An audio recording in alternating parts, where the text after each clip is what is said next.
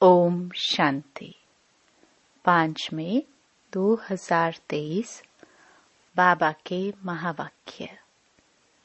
मीठे बच्चे, तुम रूप बसंत हो। तुम्हें बाप की याद में भी रहना है, तो ज्ञान रत्नों का बीज भी बोना है। भारत का श्रृंगार भी करना है। प्रश्न: तुम बच्चे कलयुगी गोवर्धन पर्वत को उठाने के लिए कौन सी अंगुली देते हो? उत्तर: पवित्रता की। पवित्रता की प्रतिज्ञा करना ही जैसे अंगुली देना है। पवित्रता नहीं है तो भारत का हाल देखो क्या हो चुका है। पवित्रता है तो पीस, प्रॉस्पेरिटी सब है। इसलिए श्रीमत पर आग और कपूस इकट्ठे रहते भी पवित्र बनना है। प्रवृत्ति में रहते पवित्र बनना है। घर बार का संन्यास नहीं करना है। गीत। आने वाले कल की तुम तकदीर हो। ओम शांति। माताओं ने, सभी सजनियों ने यह गीत सुना। बच्चे जानते हैं इस भारत की तकदीर में लकीर लगी हुई है। किस द्वारा लकीर लगी है? 5 विकारों रूपी रावण द्वारा। अब फिर तुम बच्चे भारत की तकदीर बना रहे हो। तुम हो शिव शक्ति माताएं। जब ज्ञान सागर आते हैं तो माताओं के ऊपर कलश रखते हैं। तुम बच्चे जानते हो हम भारत की तकदीर बनाने अर्थात भारत को स्वर्ग बनाने वाले हैं। तुम बाप की सेना हो, बाप के घर की शोभा हो। माँ बाप के पास बच्चा नहीं होता है तो घर जैसे सूना लगता है। अब यह दुनिया सूनी सूनी लगती है। अब तुम बच्चे इनको स्वर्ग बनाने वाले हो। बाप कहते हैं मैं तुम माताओं का गुलाम हूँ, क्योंकि आगे यह माताएं पति की गुलाम थी। उनको कहा जाता है हिंदू नारी का पति ही गुरु, ईश्वर सब कुछ है। वास्तव में इस समय की बात को फिर भक्ति मार्ग में ले गए हैं। परमपिता परमात्मा को ही इस समय कहा जाता है त्वमेव मातश्च पिता त्वमेव। सब कुछ एक ही है। हिंदू लोगों ने फिर पति के लिए कह दिया है।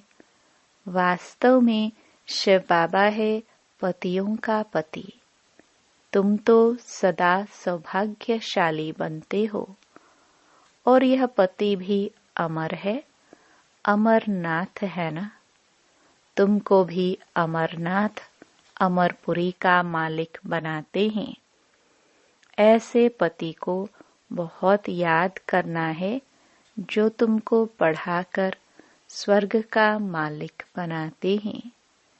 ऐसे पति को भूलने से रोना आ जाता है। बाप कहते हैं क्या तुम्हारा साजन मर गया है जो तुम रोती हो? तुमको तो अभी सदैव हर्षित मुख रहना है। देवताओं का मुखड़ा सदैव हर्षित रहता है। मनुष्य देखने से ही खुश होते हैं। देवताओं ने वह खुशी कहाँ से लाई? संगम पर बाप ने ऐसा हर्षित मुख, खुश मिजाज बनाया था। अभी पुरुषार्थ करना है, तभी तो अविनाशी बनेंगे। बाप कहते हैं रोने की बात ही नहीं है। वाह, ऐसा सलोना साजन मिला है जिससे स्वर्ग के महाराजा महारानी बनते हो। तुम श्रीमत पर कदम कदम चलते रहो। तुम जो वर्जन सुनते हो वह एक एक वर्जन लाख रुपये का है। वह विद्वान लोग गीता वेदांत आदि सुनाते हैं तो कहते हैं यह एक एक वर्जन लाख रुपये का है, परंतु ऐसा तो है नहीं। तुम हर एक रूप बसंत हो। आत्मा रूप है ना। बाप भी रूप, फिर उनको ज्ञान सागर कहा जाता है। ज्ञान की वर्षा कराने वाला है। स्थूल पानी की बात नहीं, इसको तो ज्ञान रत्न कहा जाता है।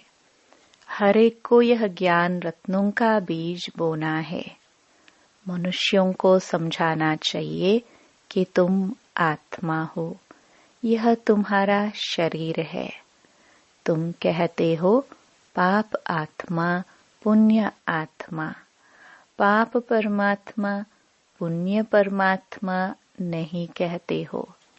इससे सिद्ध है परमात्मा सर्वव्यापी नहीं है। माया पापात्मा बनाती है और बाप पुण्य आत्मा बनाते हैं। पुण्य आत्माओं की दुनिया को स्वर्ग और पापात्माओं की दुनिया को नरक कहा जाता है। सबको पावन बनाने वाला सद्गति दाता एक ही बाप है। तो तुम बच्चे इस बेहद के घर के श्रृंगार हो। तुम्हें भारत का श्रृंगार करना है। वैकुंठ को वंडर ऑफ द वर्ल्ड कहा जाता है।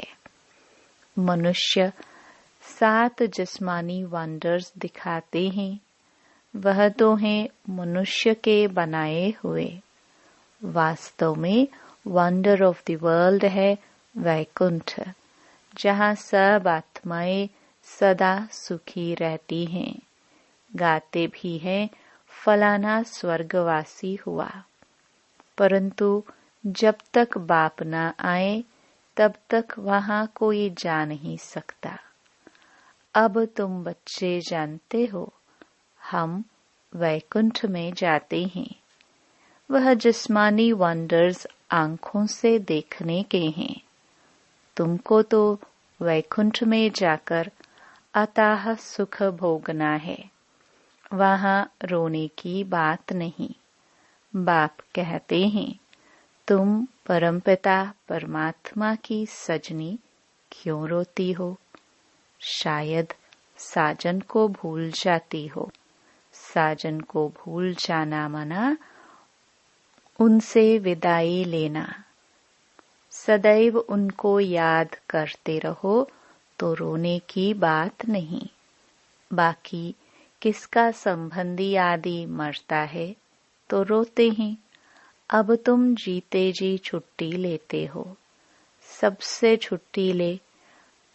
रो रो कर फिर सदा के लिए हंस पड़ते हो, क्योंकि वैकुंठ में जाते हो। यहाँ तो रोने की दरकार नहीं। बाबा ने कहा है, अम्मा मरे तो भी हलवा खाना। कौन सा हलवा? यह ज्ञान का। अब तो सब मरे पड़े हैं। किसका चिंता करे, किसका न करे, इतने सब मरेंगे। कोई क्रियाक्रम करने वाला भी नहीं रहेगा।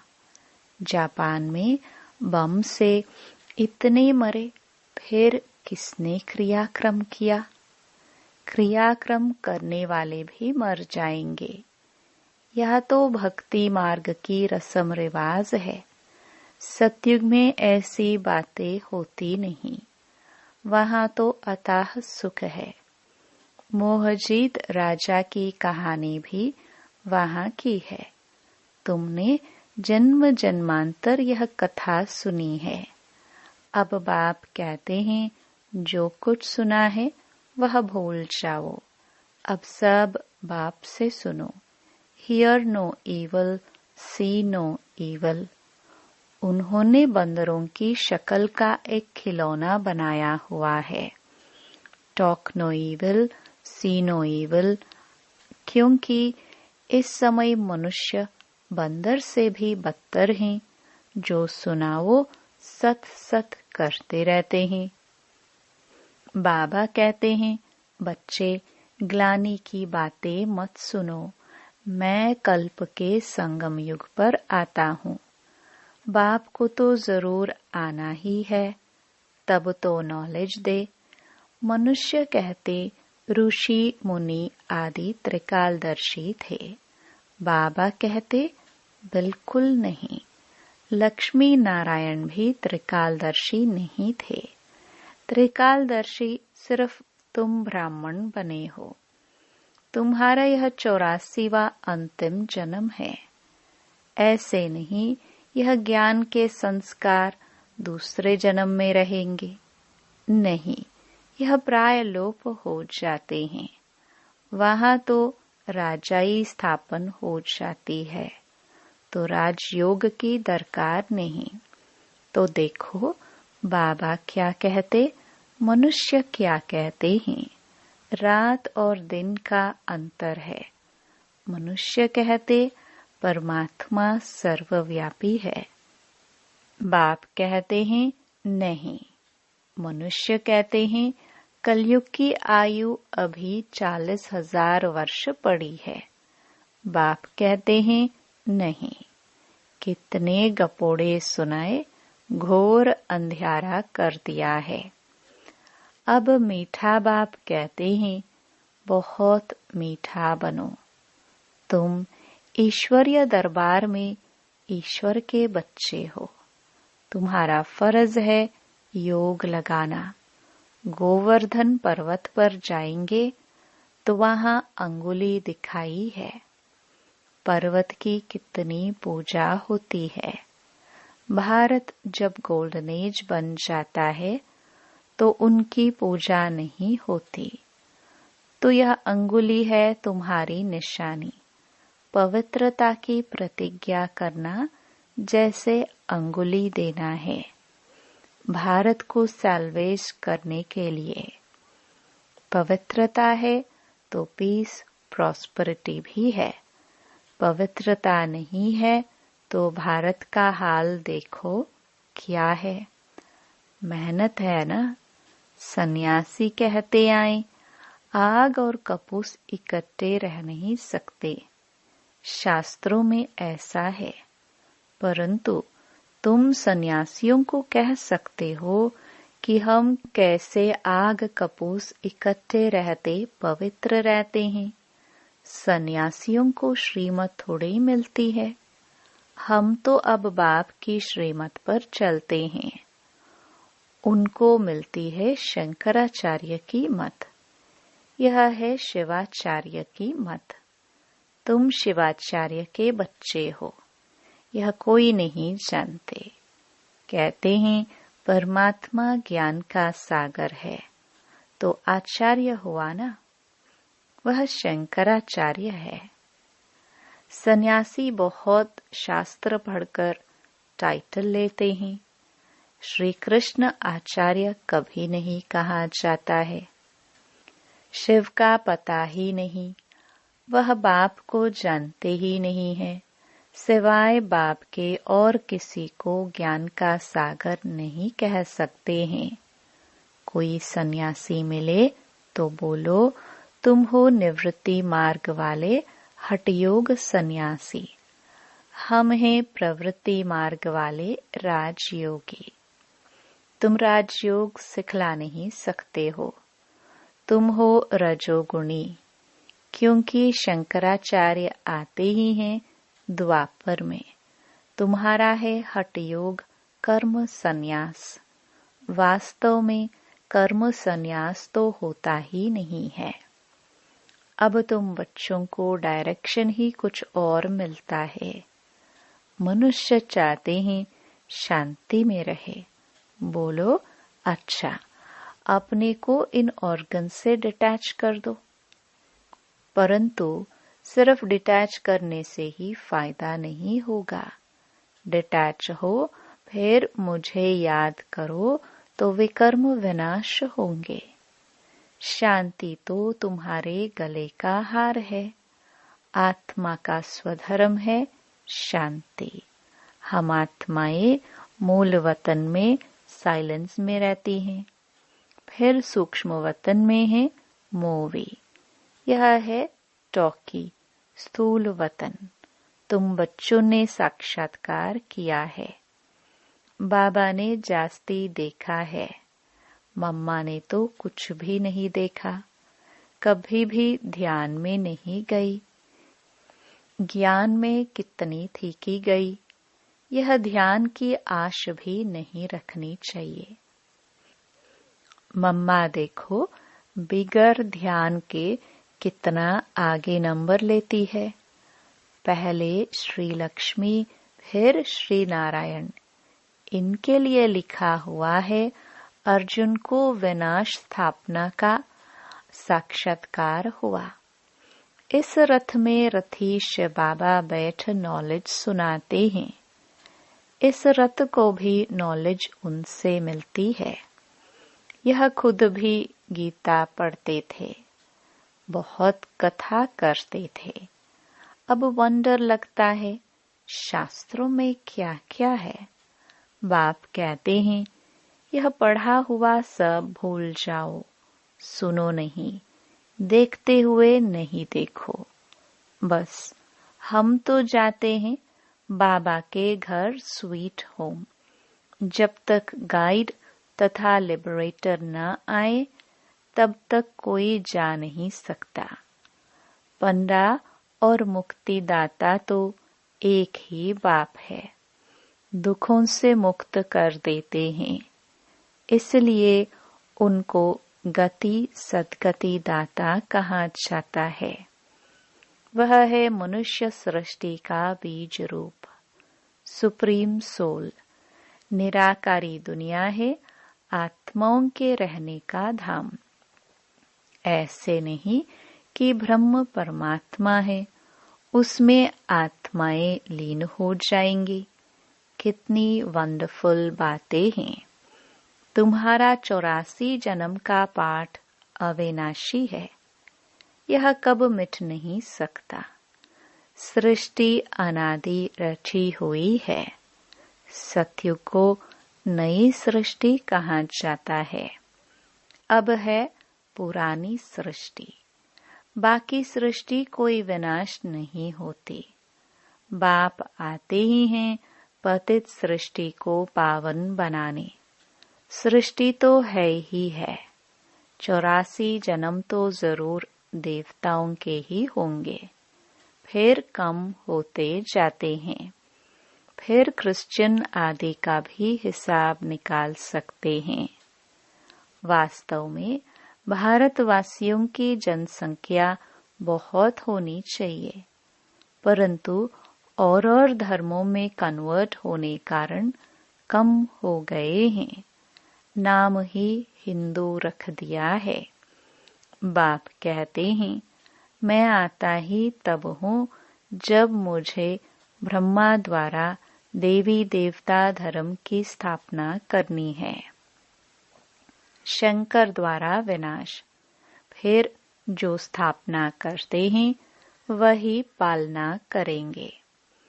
गांधी जी को भी जिन्होंने मदद की, मेहनत की, आज बहुत सुखी हैं। वहाँ सुखी तो सब बनेंगे, बाकी पद में फर्क पड़ जाता है। जो बाप की याद में रहते हैं और वर्षे को याद करते हैं वह सूर्यवंशी बनेंगे। कम याद करेंगे तो चंद्रवंशी, नहीं तो फिर प्रजा। दास दासिया आदि तो बहुत चाहिए ना। बाप ने समझाया है योग बल से ही कोई भी विश्व का मालिक बन सकता है। तुम हो योग बल की अहिंसक सेना। क्रिश्चियन को भी इतना बल मिल जाए तो विश्व के मालिक बन सकते हैं, परंतु लॉ नहीं कहता है। वह बंदर की कहानी है ना। श्री कृष्ण के मुख में माखन आ जाता है विश्व की राजाई का, तो विश्व का राज्य योग बल से ही मिल सकता है। बाप कहते हैं मैं स्वर्ग रचता हूँ। तुम बच्चों का भी यही धंधा है। बच्चे फिर बाप के बन स्थापना में मदद करते हैं। अच्छा, मीठे मीठे सिखिलदे बच्चों प्रति माता पिता बाप दादा का याद प्यार और गुड मॉर्निंग। रूहानी बाप की रूहानी बच्चों को नमस्ते। धारणा के लिए मुख्य सार। पहला, सदा हर्षित खुश मिजाज रहना है, कभी भी रोना नहीं है। जीते जी सबसे छुट्टी ले लेनी है, किसी का भी चिंतन नहीं करना है। दूसरा, अपनी शांति स्वधर्म में स्थित रहना है। ज्ञान और योग से तीखा जाना है, ध्यान की आश नहीं रखनी है। वरदान, यथार्थ श्रेष्ठ हैंडलिंग द्वारा सर्व की दुआएं प्राप्त करने वाले सर्व के स्नेही भव। जैसे बाप ने किसी भी बच्चे की कमजोरी को नहीं देखा, हिम्मत बढ़ाई कि आप ही मेरे थे, हैं और सदा बनेंगे, ऐसे फॉलो फादर करो। हर एक की विशेषता को देखते संबंध संपर्क में आओ तो आत्माओं से स्वतः आत्मिक प्यार इमर्ज होगा और बाप के साथ साथ सर्व के स्नेही बन जाएंगे। जहाँ आत्मिक स्नेह है वहाँ सदा सभी द्वारा सद्भावना सहयोग की भावना स्वतः ही दुआओं के रूप में प्राप्त होती है। इसको ही रूहानी यथार्थ हैंडलिंग कहा जाता है। स्लोगन, अपने श्रेष्ठ संकल्पों की एकाग्रता द्वारा अन्य आत्माओं की भटकती हुई बुद्धि को एकाग्र कर देना ही सच्ची सेवा है। ओम शांति।